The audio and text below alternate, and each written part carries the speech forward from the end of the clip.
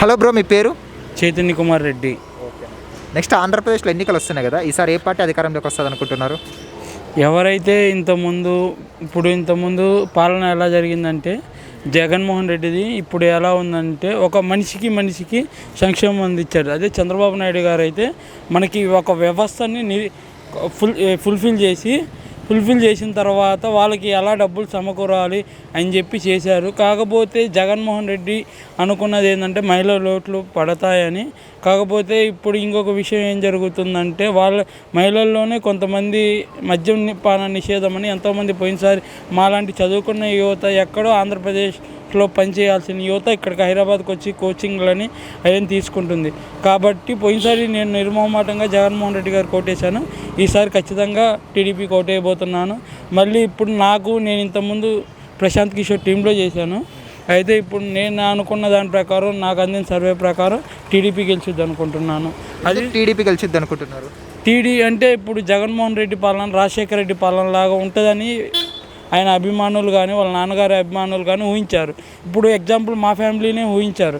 ఇప్పుడు నేనే ఊహించాను, తండ్రి లేని కొడుకు కదా అని చెప్పి మేము పోయినసారి ఆయనతో పాటు పాదయాత్ర పాల్గొన్నాను. ఆయన పెట్టిన ప్రతి సభ మా జిల్లాలో పెట్టిన ప్రతి సభకి వెళ్ళాను. ఇప్పుడు ఆయన పాలన చూస్తే ఒక ఉద్యోగం లేదు. ఇప్పుడు ఎన్నికల కారణంగా ఆయన మెగా డిఎస్సీ అని వదిలాడు. ఇప్పుడు ఆయనకి నిరుద్యోగులు అనేవాళ్ళు గుర్తొచ్చారు. ఇంతకుముందు దాకా గుర్తులేరు. ఇప్పుడు ప్రతి బీటెక్ చదువుకున్న వాళ్ళని వాలంటీర్ వ్యవస్థ చేసి 5,000 రూపాయలకి వాళ్ళకి ఎంత ప్రతిభ ఉన్నా కానీ 5,000 రూపాయలకే కట్టిపడేశాడు. వైఎస్ షర్మిల గారు ఎంట్రీ ఇచ్చారు కదా ఇప్పుడు. షర్మిల రాకతో ఆంధ్ర రాజకీయాల్లో ఏ మార్పు రాబోతుంది? అంటే ఇప్పుడు సీట్లు రాకపోవచ్చు కానీ ఈ టర్మ్లో సీట్లు రాకపోవచ్చు కానీ వచ్చే టర్మ్లో అయితే సీట్లు సాధించుద్ది. ప్లస్ రాజశేఖర రెడ్డి అభిమానులు ఖచ్చితంగా కాంగ్రెస్ పార్టీకి ఆమెకు అండదండగా ఉంటారు. అంటే దీనివల్ల ఏ పార్టీకి నష్టం జరుగుతుంది షర్మిల రాక వల్ల ఆంధ్రాలో? ఖచ్చితంగా వైఎస్ఆర్సీపీకి. ఎందుకు అనుకుని వైఎస్ఆర్? టీడీపీ జనసేన కానీ ఉన్నాయి కదా. అలాగే టీడీపీ జనసేన ఉన్నా కానీ మీకు ఎక్కువ రాజశేఖర రెడ్డి అభిమానులు నీకు వైఎస్ఆర్సీపీకే ఉంటారు. కాబట్టి తన కొడుకుని అయితే రాజశేఖర రెడ్డి గారు కొడుకుని ఆదరించారు, తన కూతురిని కూడా అలాగే ఆదరిస్తారని జనాలు నమ్ముతున్నారు. ప్లస్ నా యొక్క నమ్మకం. అంటే చంద్రబాబు పవన్ కళ్యాణ్ కలిసి వస్తున్నారు కదా బ్రో, దీనివల్ల వైసీపీకి ఏమైనా ఈసారి రాబోయే ఎన్నికల్లో సీట్లు తగ్గే అవకాశం ఉందా? ఖచ్చితంగా. పోయినసారి మీకు గోదావరి జిల్లా చూసుకుంటే 36 సీట్లు 38 సీట్లకు గాను అక్కడ గోదావరిలో వచ్చింది 6 సీట్లు 8 సీట్లు టీడీపీకి వచ్చాయి. టీడీపీకి పోయినసారి ఏం జరిగింది? పోయినసారి కన్నబాబు గారు గెలిచింది అక్షరాల 6,000 ఓట్లు మెజార్టీతో గెలిచారు. అక్కడ జనసేనకి పోలైంది 40,000 ఓట్లు.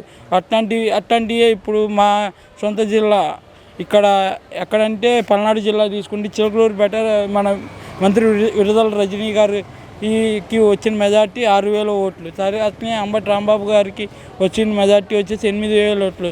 ఎక్కడైతే జనసేన ఓటింగ్ ఎక్కువ పోల్ అవుతుందో అక్కడే ఎక్కువ పడిపోయాయి ఓట్లు మొత్తం.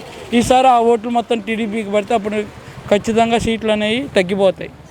ఓవరాల్గా అయితే టీడీపీ జనసేన విజయం సాధిస్తుందని మీరు అనుకుంటున్నారు? ఖచ్చితంగా. ఎవరు ఏ యువతను అడిగినా కానీ ఖచ్చితంగా టీడీపీ ప్లస్ జనసేన కలిసి విజయం సాధిస్తాయి. Okay, thanks. Okay bro. Hi friends, మా ఫ్యూచర్ టుడే ఛానల్ చూస్తున్నందుకు చాలా థ్యాంక్స్. మరిన్ని లేటెస్ట్ వీడియోస్ కోసం వెంటనే సబ్స్క్రైబ్ చేయండి. అలాగే ఈ బెల్ని కూడా రింగ్ చేసేయండి. మా లేటెస్ట్ వీడియోస్ నోటిఫికేషన్స్ అన్నీ మీ మొబైల్లో వస్తాయి. మా వీడియోస్ మీకు నచ్చితే లైక్ చేయండి, షేర్ చేయండి, నచ్చకపోతే కామెంట్ చేయండి.